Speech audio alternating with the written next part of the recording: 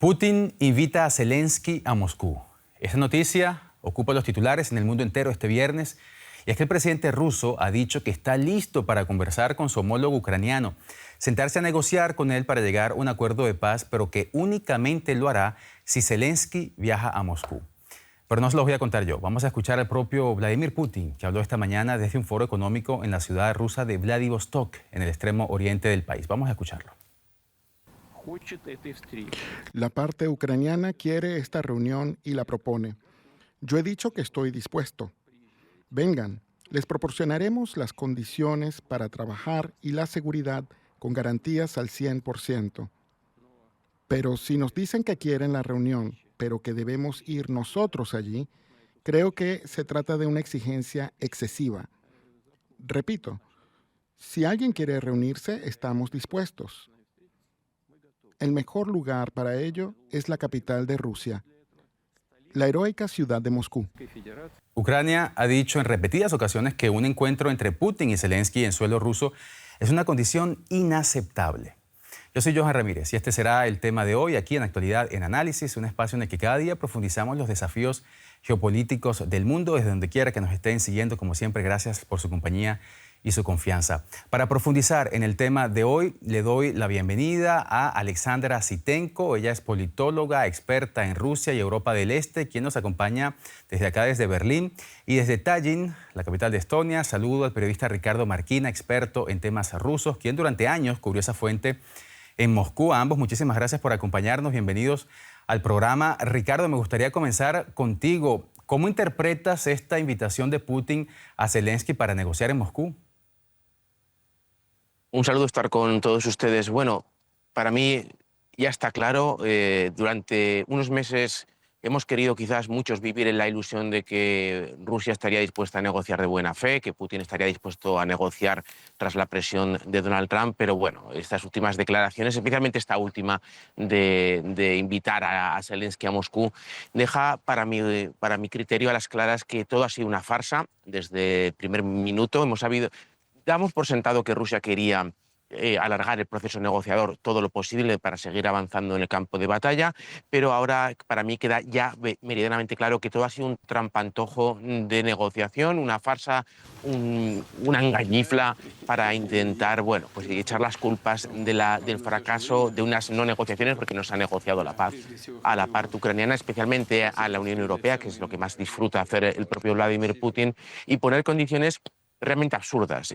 Pretender que una de las dos partes beligerantes viaje a la capital del otro país que ha sido el invasor a negociar, eso sería en caso de una capitulación, una rendición. No se puede esperar, es una negociación de buena fe. Cuando hay al menos 7 países, algunos de ellos extremadamente solventes, como Turquía, Arabia Saudita, que están dispuestas a albergar unas conversaciones reales y serias con enjundia, pero lo que vemos por parte de Putin, bueno, pues es un desprecio total y absoluto por la figura de Zelensky, un desprecio total y absoluto por la nación ucraniana, y creo que estas últimas palabras son muy clarificadoras de que Rusia intenta, en este caso Vladimir Putin, intenta culpabilizar a Ucrania de no sentarse a negociar en Moscú y culpar de que Zelensky no quiera ir a la capital del país invasor como catalizador de que no haya unas conversaciones de paz serias.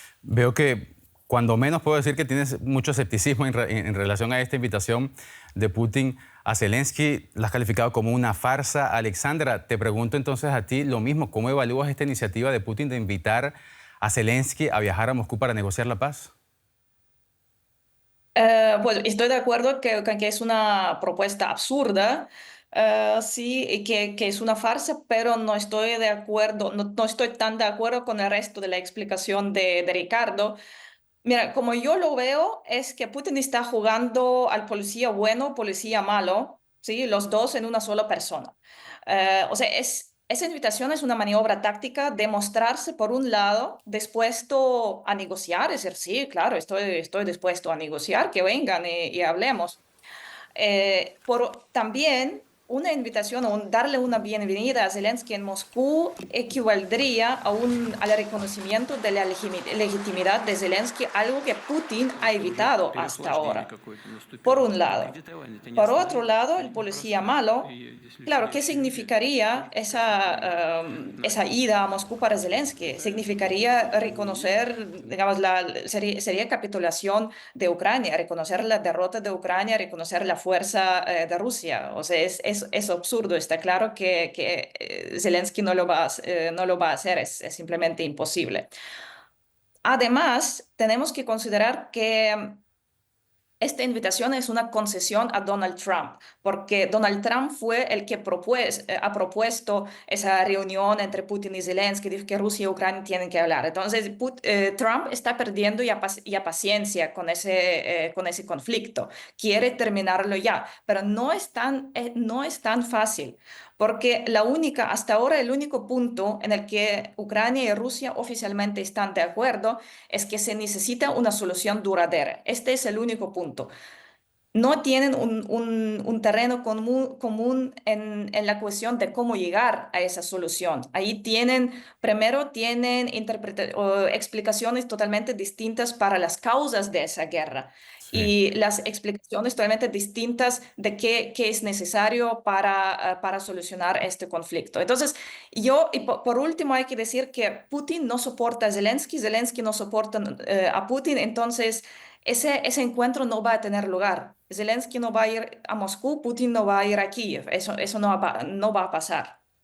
Y entonces, ante ese escenario, te pregunto a ti, Ricardo, como nos dice Alexandra, ese escenario no va a ocurrir.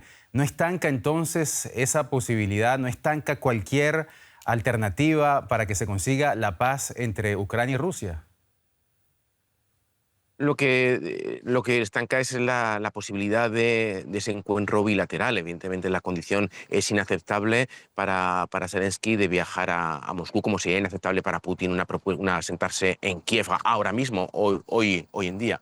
Son propuestas que nacen ya muertas, sabiendo que nacen muertas, y se presentan ya muertas sabiendo que la otra parte es incapaz de aceptarlos, con lo cual sí hay una voluntad de estancar al menos la parte en la que Zelensky y Putin puedan verse.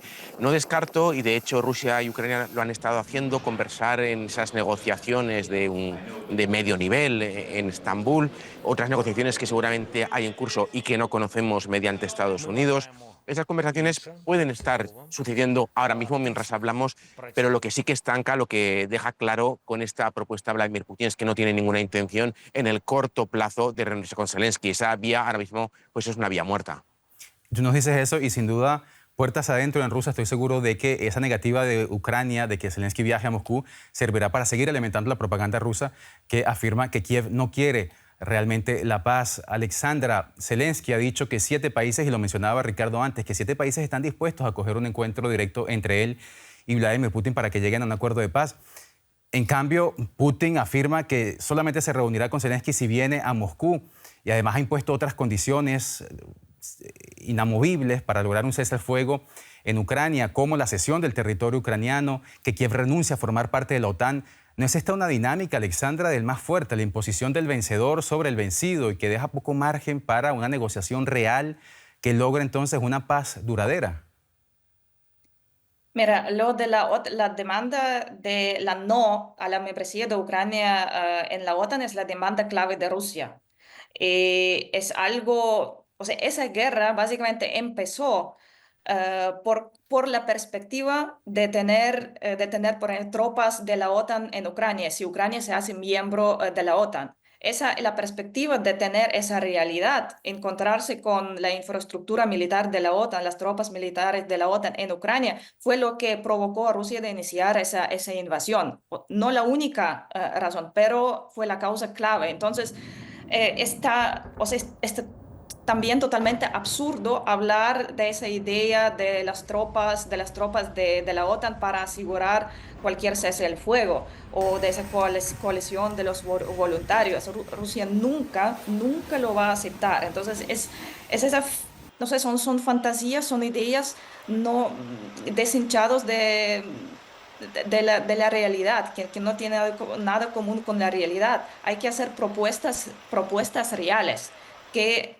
¿Cuál es la probabilidad para Ucrania de sumarse a la OTAN, de ser miembro de la OTAN? No hay un consenso dentro de la OTAN, entonces no hay, en realidad, eso tampoco va a pasar.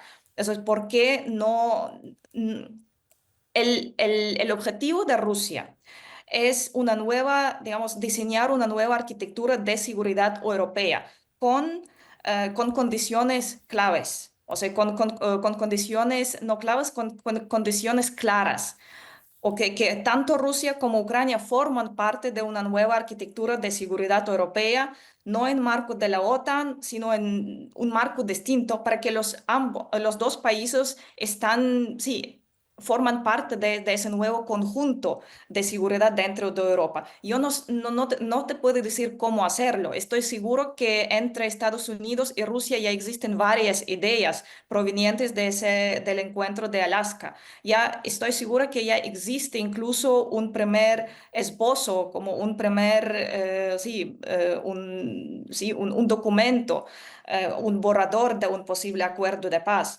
entre Estados Unidos y Rusia. Estoy seguro que, digamos, las provisiones, las condiciones claves han sido negociadas. El problema es encontrar el terreno común con los europeos y con Ucrania ahora, porque los europeos parece que todavía no entienden, digamos, las raíces de esa guerra. Ellos la ven como una guerra imperialista que Rusia quiere conquistar toda Ucrania. Pero mi análisis desde el inicio de esa guerra, incluso desde años antes, indica que eso no es el objetivo de Rusia. No pretende conquistar toda Ucrania. Lo de territorios, incluso Steve Witkoff, después del encuentro en Alaska, dijo a CNN que Rusia había suavizado su posición respecto a los territorios. Yo creo que hay margen de maniobra para Ucrania de negociar, negociar la vuelta de algunos territorios, no la vuelta de Crimea y de Donbass, pero hay margen de maniobra para negociar sobre Zaporizhia o Gerson. Es posible, pero lo primero que es necesario es suavizar la retórica. O sea, la retórica que yo escucho aquí en Europa, imágenes de enemigos, eso no ayuda a alcanzar una solución, a alcanzar un entendimiento sobre cuáles tienen que ser las provisiones claves de un posible acuerdo. Sí, efectivamente, como tú nos dices, Alexandra, la visión el hecho de que la potencial adhesión de Ucrania a la OTAN hubiese sido la razón por la que se desató la guerra, es lo que Rusia repite desde 2022 cuando comenzó este conflicto y forma parte también de esa retórica. Tú decías que Rusia no quiere invadir completamente Ucrania, hay que recordar, Europa es completamente escéptica en ese sentido. Varias potencias occidentales exigen, Alexandra, un alto el fuego antes de sentarse a negociar. Y dicen que es la única manera de conseguir una negociación que no esté presionada por el conflicto en ruta en Ucrania. ¿Es viable esa condición para Rusia? ¿Por qué Putin se niega a llegar a una tregua mientras se consigue un acuerdo de paz? Porque no existe confianza entre Rusia y el Occidente. Es obvio, así en un conflicto como tal, con esa retórica de odio, como he dicho, no se crea confianza. Y para llegar a una solución, a un acuerdo, primero necesita una base de confianza. Entonces, los europeos no confían a Rusia, nada. Y sí, por eso primero insisten en un cese del fuego antes de que se logre un acuerdo. Rusia no cree para nada a los europeos, al occidente, a los ucranianos. Por eso Rusia dice, bueno, si estamos de acuerdo, si nos ponemos de acuerdo sobre cese del fuego, ¿dónde están las garantías de que ellos no van a seguir armando a Ucrania? O sea, para Rusia el punto clave es que pueden seguir armando a Ucrania y la guerra va a iniciar de nuevo después de varios meses. Entonces, ¿cómo se puede solucionar ese punto? Con garantías mutuas. Yo siempre he dicho que cualquier solución para ese conflicto va a requerir garantías mutuas, garantías para alcanzar un cese del juego, garantías de seguridad para Rusia, para Ucrania primero, para Rusia también, para alcanzar un acuerdo de paz. Sí, las garantías de seguridad a Rusia serían no a la membresía, claro, no oficialmente a la membresía de Ucrania en la OTAN, o sea, que Ucrania sea país neutral. Es mi análisis, es como lo veo yo. Si los europeos garantizan a Rusia por escrito, no sé, cualquier forma, hay varios expertos en ese ámbito, garantizan que no van a seguir armando a Ucrania durante todo el cese del fuego. Y yo creo que habría una posibilidad de que Rusia lo acepte, de que se pueda alcanzar. Ya. Y tú hablas de garantías de seguridad, Alexandra, y me interesa mucho este tema porque luego de que durante semanas estuviéramos hablando, después de la cumbre entre Donald Trump y Vladimir Putin en Alaska, de garantías de seguridad para Ucrania, de que era necesario que esas garantías existieran tras el fin de la guerra y que se incluyera, además del despliegue de tropas extranjeras en ese país, un despliegue que incluiría la presencia de tropas europeas y estadounidenses. Hoy Vladimir Putin ha dado un giro tremendo, rechazando esa posibilidad, sorprendiendo a algunos, algo que antes había aceptado. Alexandra, Ricardo, vamos a escuchar las recientes declaraciones de Putin en este día para que luego las analicemos. En cuanto a posibles contingentes militares extranjeros en Ucrania, este ha sido uno de los factores que llevó a arrastrar al país hacia la OTAN. Por lo tanto, si llegan tropas allí, especialmente ahora, en plena operación militar, partimos de la base de que serán objetivos legítimos para su destrucción. Ricardo, la negativa de Rusia a aceptar tropas de la coalición internacional, incluso después de la paz, ¿no elimina eso las condiciones de los aliados occidentales que consideran esto como un mecanismo fundamental para la protección de Ucrania? ¿No podría interpretarse esto también como un intento de Moscú de mantener a Kiev vulnerable y bajo presión política y militar, impidiendo cualquier tipo de paz estable y duradera en el país?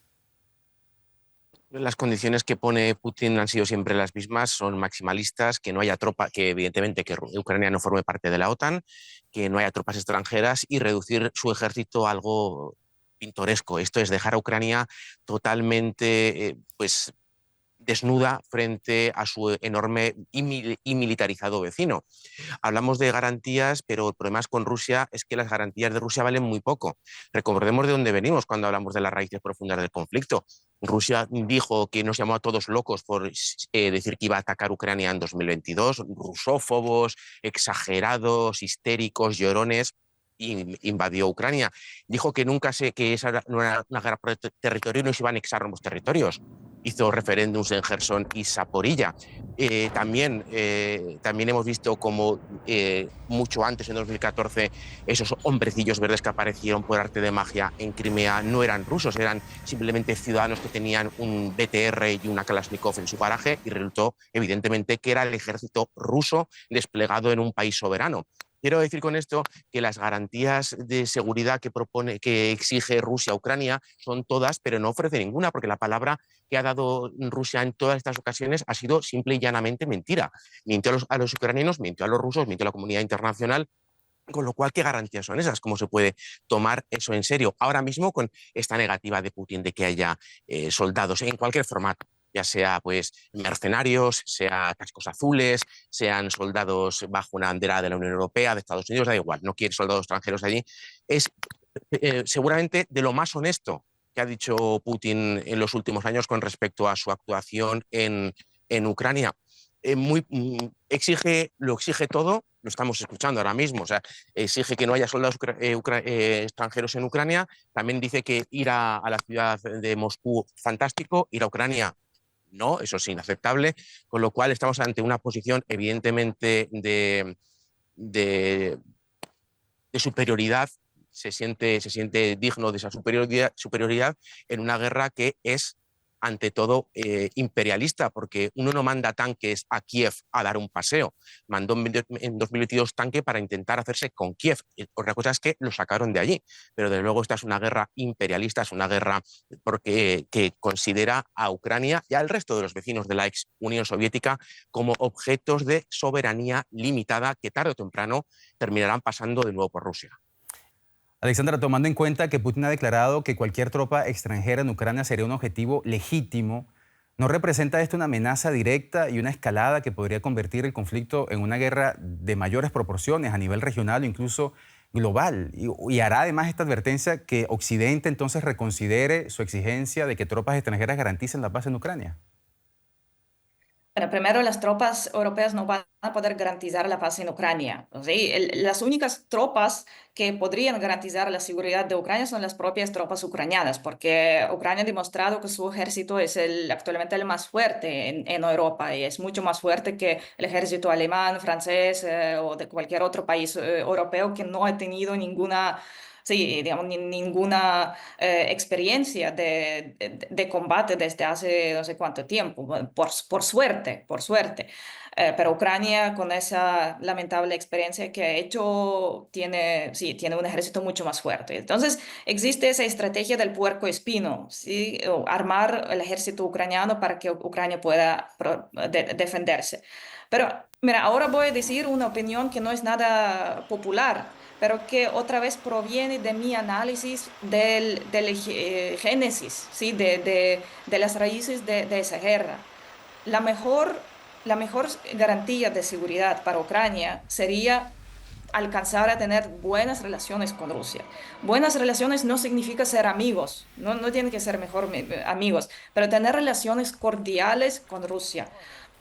Porque yo digo, em, mi impresión es que no se escucha, o sea, se habla sobre Rusia, muchas veces sí, en Europa, en el occidente, se habla sobre Rusia, sobre los intereses rusos, sobre lo que Rusia quiere, pero no con Rusia, porque se han cortado muchos canales de comunicación, incluso con los académicos rusos. Pero si uno sí, lee los documentos de archivos, documentos oficiales políticos, uno puede, sí, digamos, puede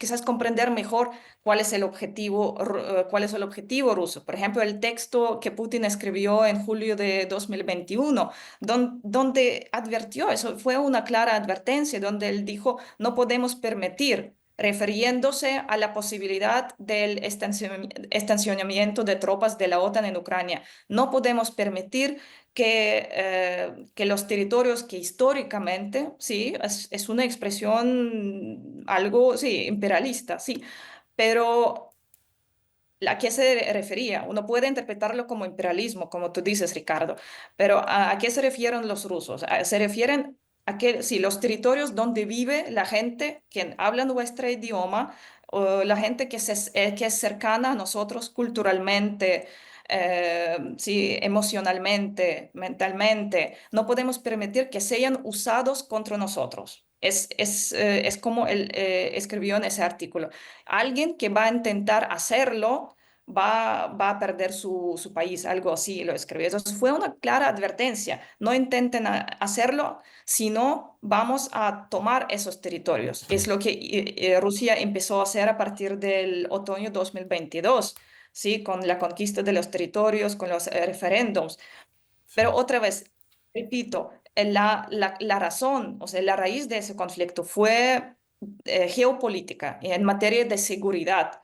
No, Rusia no necesita más territorios. O sea, hay que solucionar, por eso sí, hay que solucionar la causa de ese conflicto, hablar sobre la arquitectura de seguridad europea. ¿Qué lugar ocupa Ucrania en esa arquitectura? ¿Qué lugar debe ocupar Rusia en el futuro?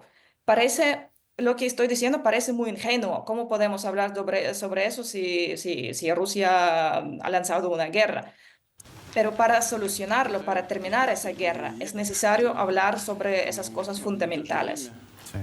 Y tú hablabas de que se han roto los canales de comunicación con Putin, pero en realidad se han vuelto a abrir, sobre todo desde la llegada de Donald Trump a la Casa Bueno, Blanca. sí. Y recientemente hemos visto cómo Putin en las últimas, básicamente 3 semanas, ha retomado el protagonismo en la escena internacional. Lo vimos con Trump en Alaska y esta semana lo hemos visto en China, en varios eventos importantes rodeado de líderes, ¿no? Formando un bloque también antioccidental importante, de modo que esos canales se vuelven a abrir. Y tú hablabas del génesis de la guerra, creo que ese es un tema para otro programa. Estoy seguro que Ricardo tiene muchas cosas que decir allí, pero voy a traerlo nuevamente al tema y en otra ocasión seguro podremos discutir sobre el génesis de esta guerra, además un tema que ya hemos hablado largo y tendido. Pero Ricardo, para ir terminando, Putin insiste en que Rusia cumplirá cualquier acuerdo de paz, pero rechaza, como escuchábamos, la presencia militar extranjera en Ucrania.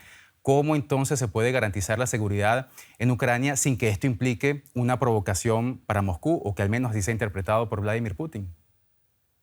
Lo que propone Putin ahora mismo es la cuadratura del círculo. Los ucranianos no se fían de los rusos, yo creo que como sus motivos tienen, decenas de miles de civiles muertos, ciudades arrasadas, tienen sus motivos para no fiarse de Moscú, por lo que sea. Entonces, Rusia quiere todo y prácticamente la capitulación de Ucrania, y que Ucrania pase a ser un estado PLL como lo era con los gobiernos de Yanukovych y previos a Yanukovych. Con lo cual estamos ante un callejón sin salida. Supongo que el tiempo y quizás el estancamiento militar, si esto sucede, será lo único que pueda empujar a Vladimir Putin a negociar perdiendo algo, porque ahora mismo Vladimir Putin lo que quiere es negociar ganando todo. O sea, eso no es negociar, lo que quiere es imponer. Estamos en ese momento. Rusia está ganando en el campo de batalla, yo creo que es indudable, va lento, con altísimas pérdidas, pero está ganando, y Putin pues sabe que quiere aprovechar ese momento. Putin propone la cuadratura del círculo. Me quedo con esa frase de Ricardo Marquina. ¿Por qué? Porque Vladimir Putin ha invitado a Volodymyr Zelensky a una reunión en Moscú para negociar la paz, una invitación que Kiev considera inaceptable, y entonces parece así trancarse nuevamente los esfuerzos diplomáticos para conseguir un acuerdo de paz en Ucrania. Era el tema de hoy aquí en La Actualidad en Análisis. Lo conversábamos con Alexandra Sitenko, politóloga, experta en Rusia y Europa del Este. Desde acá, desde Berlín, y desde Tallinn con Ricardo Marquina, periodista experto en temas rusos. Ambos, muchísimas gracias, como siempre, por su análisis. Y a todos ustedes que nos han acompañado, gracias por su sintonía. Ya saben que pueden seguirnos en todas nuestras redes sociales y también como podcast en Apple, Spotify y en Amazon como DW Actualidad en Análisis. Soy Johan Ramírez. Gracias por acompañarnos. Hasta la próxima.